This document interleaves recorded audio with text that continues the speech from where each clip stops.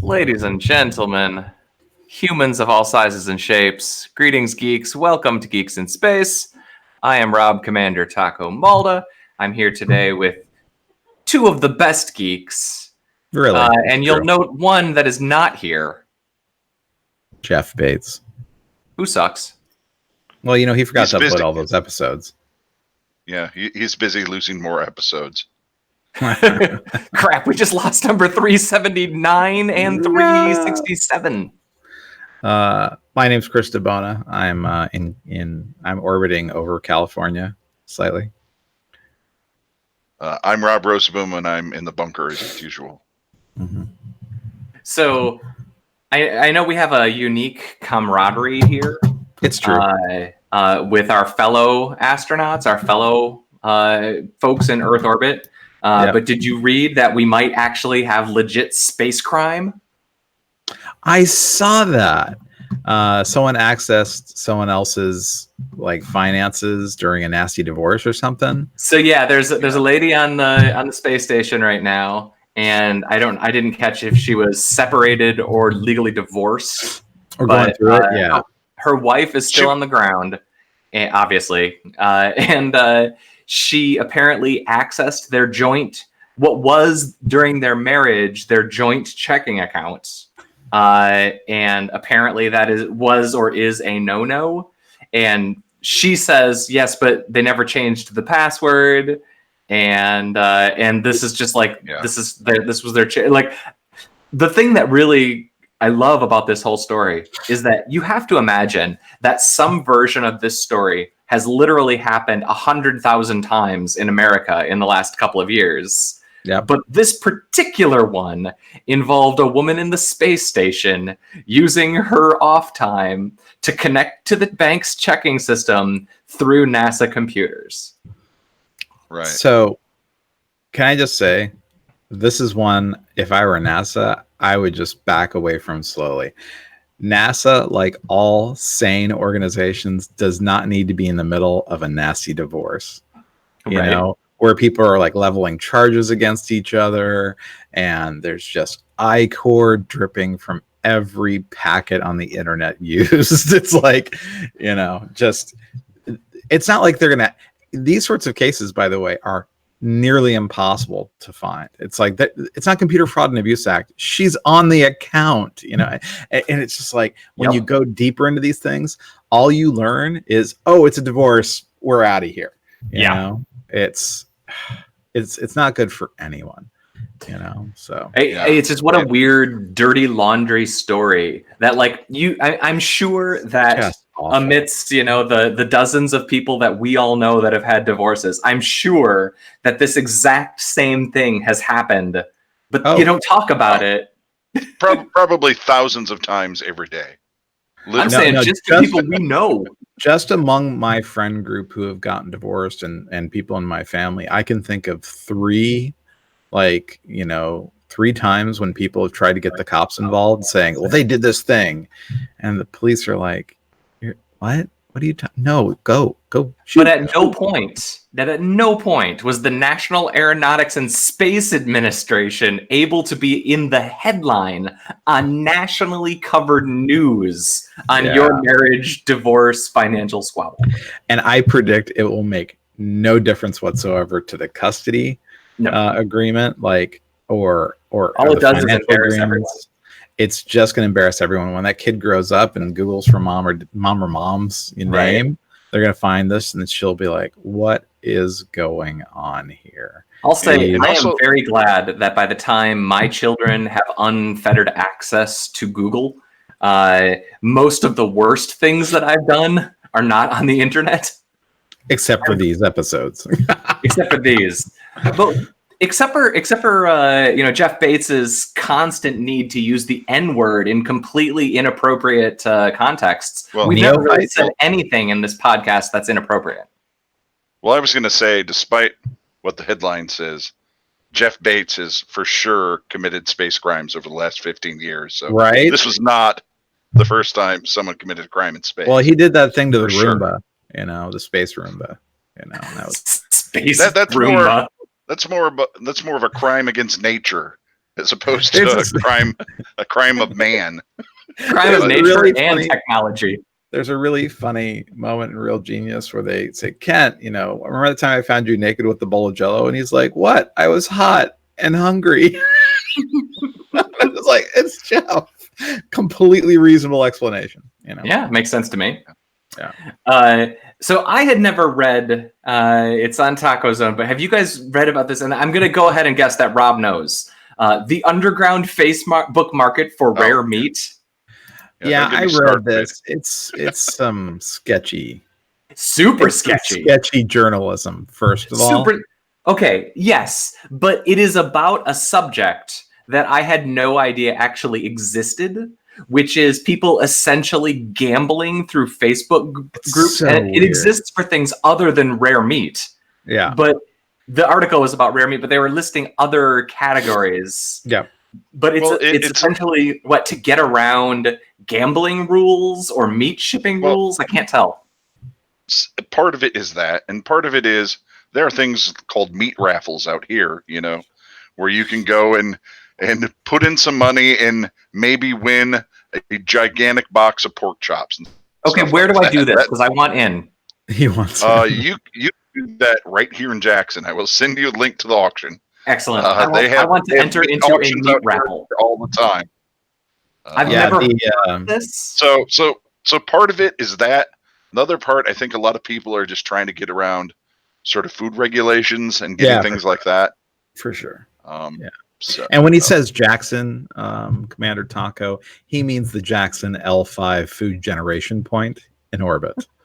So. Oh, sure. Yeah. Clearly. He doesn't mean the town that's like right next to where he has his boat docked? No, absolutely not. Right. All right. No, that would make less sense. I remember in the Placerville station, we had a Scalise Meats or whatever, and I think he would do this where that butcher, he would butcher like when you were hunting and you'd bring, some deer or whatever back, he would butcher your deer for you, right? And then he'd have spares or whatever. I mean, that happens if you go fishing on the big lake and catch something. The dude will, the dude will chop up your fish for you and give you your meat when you get back. Although I admit, our first mate on our boat, he wasn't great at the whole fish. Yeah, thing. Bit of a butcher. Not much of a filleter. Yeah. Huh? He wasn't a filleter. He was more of he had a Hamilton Beach, a cutter. And I'm like, and like he threw away the roast axe. That's the first sign right there when your guy doesn't have a proper fillet knife and he's using an electric one. Yeah.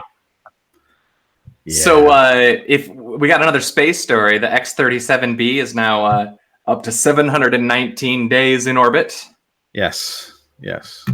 It's doing things.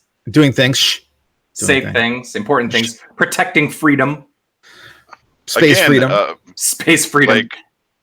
Like really impressive number. That's weird. Really impressive number, unless you consider what we've done. I mean, how many days have we been in space? Well, we've been here since the 90s. Our average episode is only like a half hour long, so it's unclear to me if we've been in space for 200 hours or if we're in space all the time. Despite what you may think, even when you don't see me, I'm still around. So I still exist in space when we're not talking. Technically speaking, we're always in space. Right. That's true. Right. Just saying. But so is this cool ship. Yeah, I mean, it's weird, right? It's like the mini space shuttle thing, but I've been watching so much of these Apollo era YouTube clips lately. So like to see something that's this century is kind of weird. Have either of you read anything about what it's supposed to be doing? Because they won't say what it's doing. I just wonder if there's any rumors. Spy stuff. They say spy stuff. They say it's a orbiting weapons platform. They say it's, Taco Bell marketing delivery. I don't know, man. It's just full of Monster Energy drink. And if Kim Jong-un needs it, they're going to drop it down. Do you know what I really think it is? I think it's the Air Force telling NASA that they're fine without them. That may be. I mean, I guess it is only fair since NASA had to build that stupid big space shuttle for the military and then never really use it like that.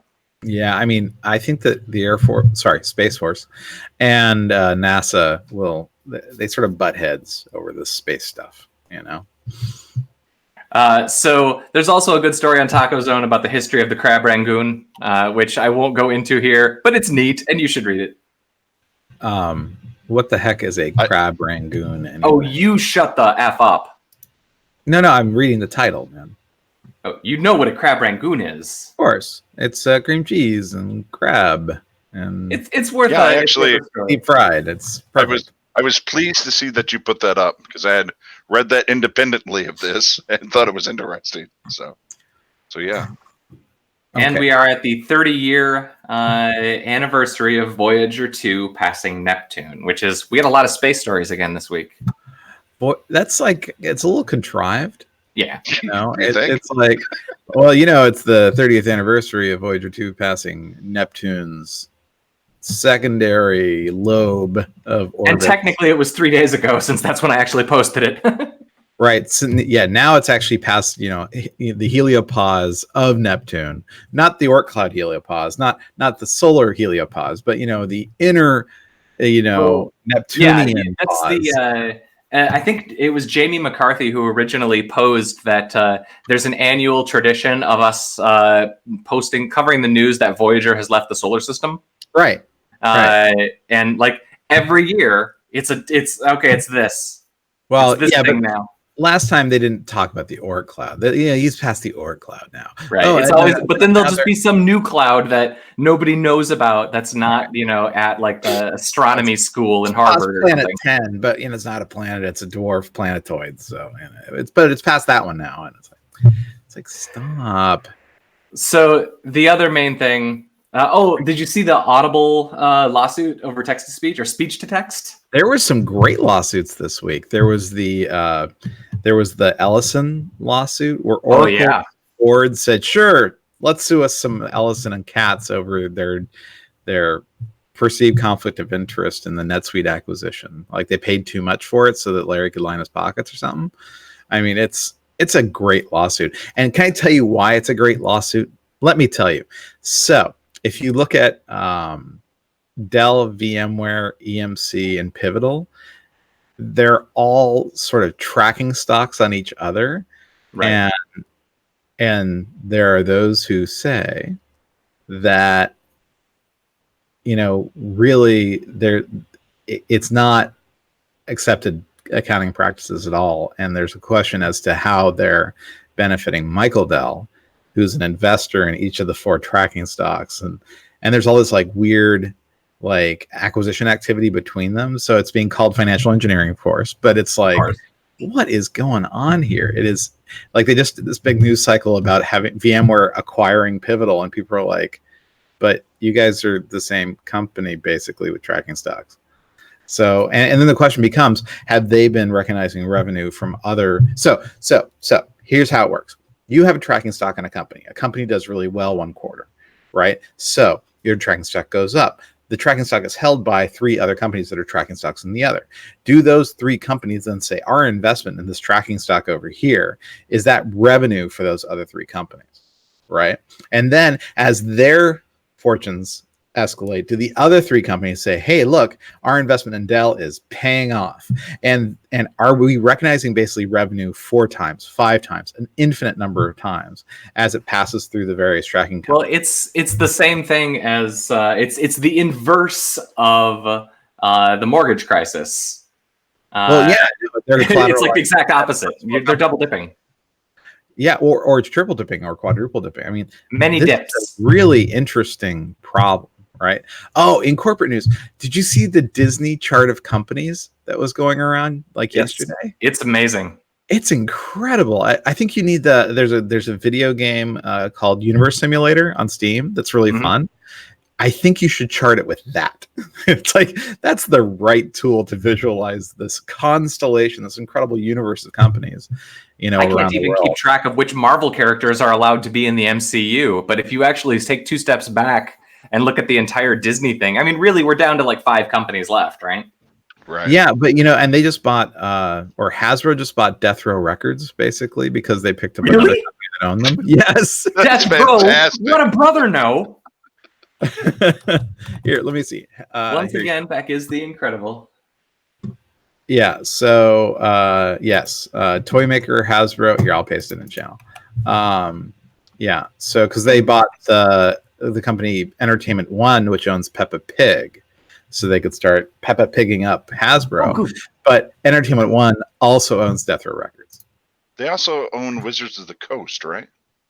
I think so. Yeah. Yeah. Dang. So Disney just owns everything. Pretty much. Hasbro buys Death Row Records. That's crazy. Yeah, right? Okay, well, if we're going to stay on Disney, there are a couple of legit Disney stories. Ewan McGregor is getting an Obi-Wan Kenobi TV show on Disney+. I thought he was fine in those movies. I liked him. Wait, Obi-Wan is getting a show? Ewan McGregor is going to portray Obi-Wan Kenobi. So in it's supposed to be set, 5 or 10 years before episode 4. Just everything before episode 4. Just let it go.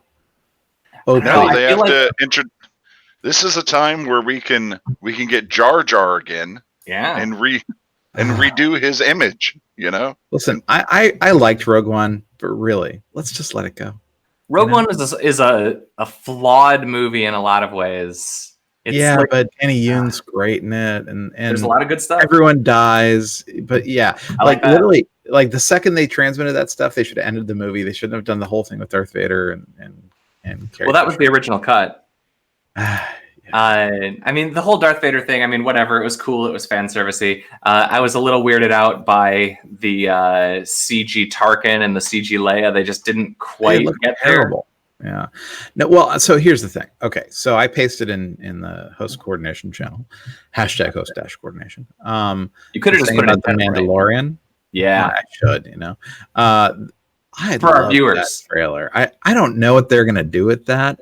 It looks like is it gonna be like Breaking Bad? Is it gonna be like The Descent of Man? Is it going to be a bad guy show? And I really hope it is.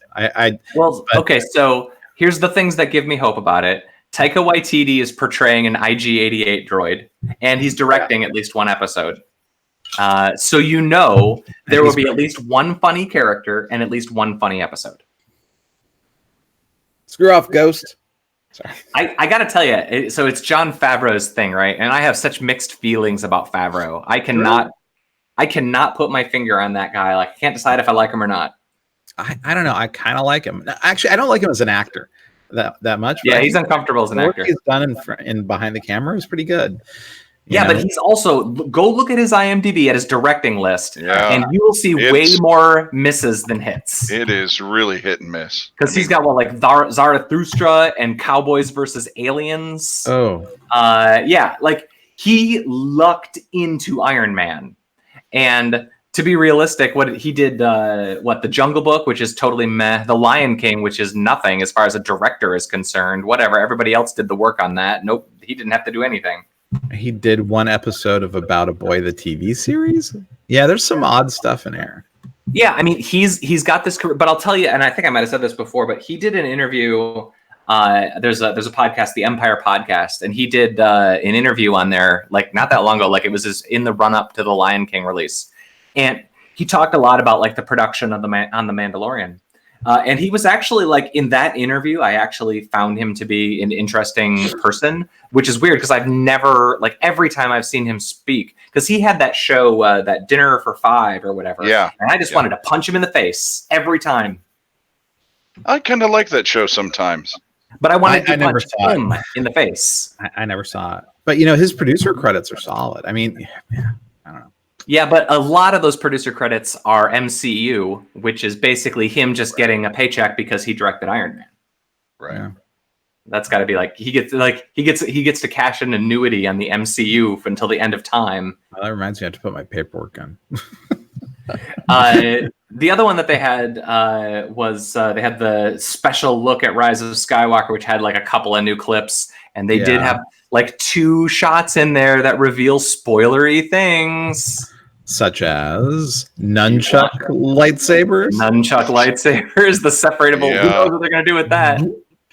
Yeah, they had 2 gadgety lightsabers in there, and I was like, wow, they're really doubling down on the funky lightsabers. Well, that's an actual kind of folding sword that they use in martial arts, and so like, and the other kind of swords were swords that actually existed too. They're going through every culture now and figuring out what sort of bladed weapon do you have and how can we add it to the movie. How can I lightsaber that? Like, I'm for sure if they keep doing these, there's going to be like a shark-toothed lightsaber at some point in the future. A Leo Mano? Right. A Leo Mano saber. Yeah. I'm in for sure. That'd be hilarious. And there's also the shot with her eyes glowing red. Right. So she turns evil. Or briefly. Maybe she goes Super Saiyan. I'm not exactly sure what it is. Okay. It's possible. I know I've said this in many an episode that Jeff has forgotten to upload. But remember, the whole thing is the balance of the Force, right? They always talk about the balance of the Force. And so you had all these good Jedi, but not a lot of bad Jedi, right? So they had to kill them all, right? No, things are balanced out. There's no Jedi now, right? Sure. But is it a 1-to-1 relationship or? I mean, there's just Rey and Kylo, and neither of them are really like anything. They're just like weirdos. Yeah. Look, I'll see it. I'll be there opening night. I'm going to take my kids. They're going to cry because I'm going to make them go see a movie. And to that, my children going to the movie theater is a fate worse than death. Which I still don't understand, but yeah. I don't either. But I literally dragged them crying to SpiderMan. Well, and you're going to the good theaters, right? With the comfortable chairs and where they bring you food. I know. I mean, the movie theaters that I dreamed of as a child that have finally come. I used to read stories about the Arlington Cinema and Draft House in Austin, and I'd be like, man, I wish we had something like that here. And, I used to really venerate that place. You hear all the stories about them kicking people out for using their phones. I'm like, yeah, those are our guys. Right. And then now I'm an adult and I could go to the one in San Francisco, but that's pretty far. Well, as an adult, I find that I usually choose the one that is most convenient to my schedule, and almost no other factor matters. Close. Yeah. But when we lived in DC, there were 3 super amazing theaters that were all basically equidistant. What was the one that was in not Adams Morgan, but it was incredible. The one where they did all the premieres in DC. The big one. Yeah. Yeah, I saw a lot of movies in that on the screen, but I saw XMen Apocalypse on that screen. Ooh, so you saw a lot of movies and XMen Apocalypse. Yeah, I also saw that. I also saw some Trainwreck. Yeah. No, that one was just 2 metro stops away from my house. So that was if I wanted to walk to a theater, that was a good choice. What was the name of it? TCDA. I'd have to look it up. It's big. I literally drove past it on my commute every single friggin' day. I hated it. Man, that's the Amazon thing, the lawsuit there that I didn't mention. I just think that's great that a while ago there were lawsuits over text to speech, and now there can be lawsuits over speech to text. So I'm really glad that it's all coming together. Yeah. Yeah. Now, the Uptown. Theater. Yeah, that's the one. That's a great theater, old school. Yeah, well, it's like the Bird in Richmond. I don't know if you ever went out to Richmond, Virginia, but they have this old movie house that is just beautiful, and that's the Bird. So any of our Richmond viewer, there's not. Jake, the possibility of us having double-digit views is insane. Well, we have double-digit subscribers, but I don't know if we have double-digit viewers. I'm not sure that double digits of people have ever watched any episode ever. But I'm also highly skeptical of YouTube's reporting mechanisms. Well, actually, they're not bad. They're pretty good, and they're discerning. So Facebook was doing this thing where if you scrolled past a video, it counted as a play. Right. And they're like, we did more videos than any YouTube or anything, and we're like, but they have to actually watch them, buddy. So we have all these I just gotta feel like there's still that kind of stuff happening, but. I don't know. So last VidCon, a kid cosplayed as an apology video. Did you see this? Yes, it was awesome. So good. And if you look on along the bottom, you see all the little pips for all the ads. The ads, like 100 ads. It's such a we'll link to it in the description. It's legit. It's legit. It's really funny. And that genre of YouTube thing is so funny to me. Yeah. Like I've watched many of them for people that I literally have no idea who they are because it's so funny to me watching this the apology videos. Yeah, watching this fake apology that has this clear template that's been laid down by, I don't know, PewDiePie 3 or 5 years ago or something, and everybody just does the same dang thing. Or Paul Logan or yeah, but that dude got a YouTube Red show, didn't he? Oh, he had one before his little trip to the suicide forest. It's being advertised on my app like as of a day or two ago. I want to point out something. Yes. It turns out he's done like 5 movies. Mm-hmm. You know? And I'm like, who is watching this stuff? That's true. You know? So it's just baffling to me. And you know, it's I read a great joke this morning, which was I launched my YouTube today, which means YouTube thinks I want YouTube Red.